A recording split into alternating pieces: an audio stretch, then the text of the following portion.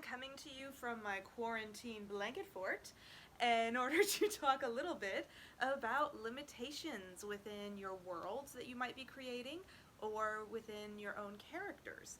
And yes, quarantine blanket forts are the only way to fight the virus, first and foremost. Most important announcement right there. I think you should all build one. Please do. And if you do, send me a picture. Like, tag me or comment with a picture or do something on Instagram. I am at Hollis Joe McCullum, and that's pretty much it. Just my full name. Anyway, so limitations are really important, not just in blanket fort building, but also in writing. And I know it sounds a little bit like a four-letter word, like you don't want to limit yourself, that sounds terrible, but it's not. It's actually for your benefit and for the story development. The benefit of the story development. That's a whole sentence. So that, it makes a lot of sense. So, for example, if you don't give yourself appropriate limitations or rules, guidelines, if you will, then you don't know what you can do. You can lose track because you have nothing to corral yourself. You actually don't have anything to corral yourself, and then your writing becomes chaotic a lot of the time. The world becomes chaotic, and that's frankly not good reading. You know, personally, one of the first examples that comes to my mind is places that got a little too out of hand and started to just be boundless. The series Lost, really famous example, probably. The most famous example that I can think of off the top of my head. In Lost, the first couple seasons were amazing, but if you keep in mind that there were all of these, there were rules more, and the characters didn't know what was going on and all, but there was a perceived corral of rules that we had to adhere to, or that the writers had to adhere to, that the characters had to adhere to, and adhering to those rules actually made the story a little better.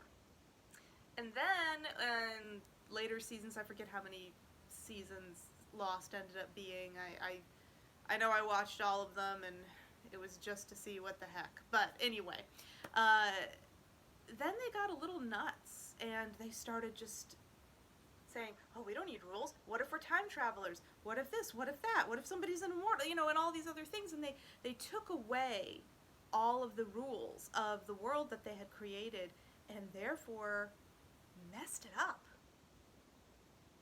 Quite frankly. They did. Now, they didn't take away every single rule, but I feel that just deciding not to worry about their limitations ended up being a problem. Now, of course, they wrote it backwards, or at least that's what you hear, is that they actually wrote the last season first and wrote the series backwards. So they started in this really weird brainstormy place, and then they got better as they finished, which is why the beginning was good and the end was like, why?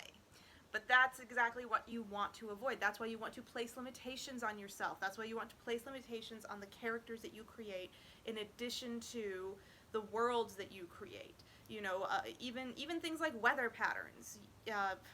I always, you know, obviously the best examples I can think of, my own writing in my book, To Save a World, the world of Rashawn, the fantasy world that I created, at least in the first book, it's a world under apocalypse, which means that there aren't really rules, so to speak, but there are.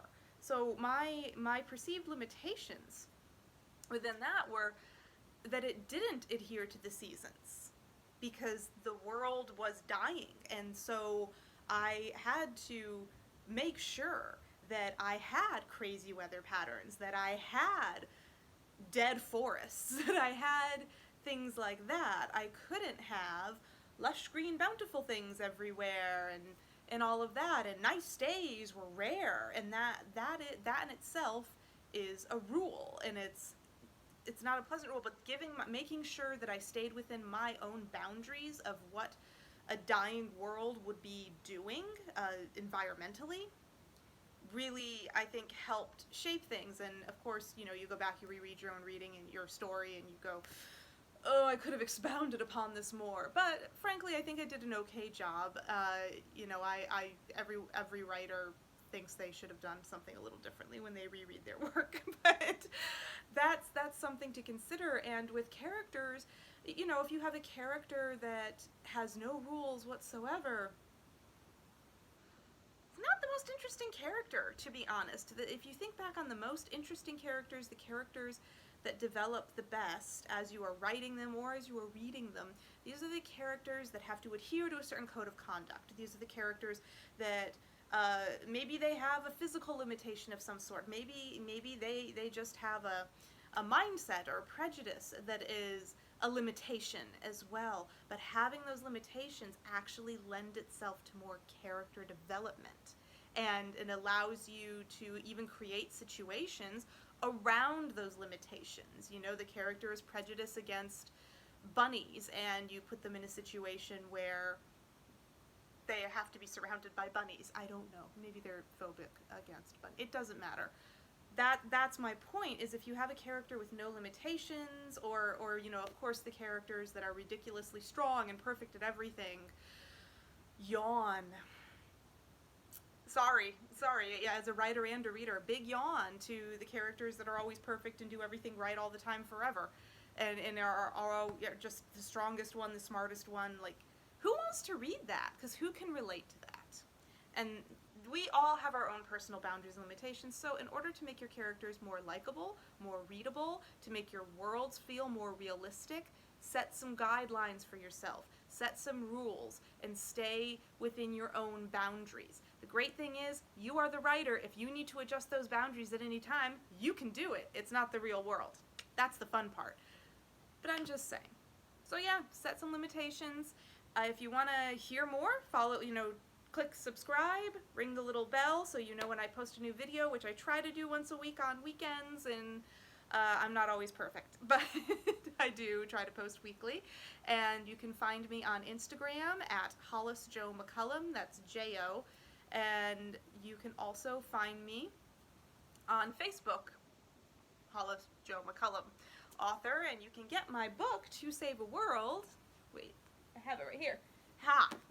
You can buy this on Amazon or BarnesandNoble.com, or honestly, it's on Goodreads, and it's on a lot of online retailers. If you type in my name, not To Save a World, you can get it, but it's a lot faster just to type in my name.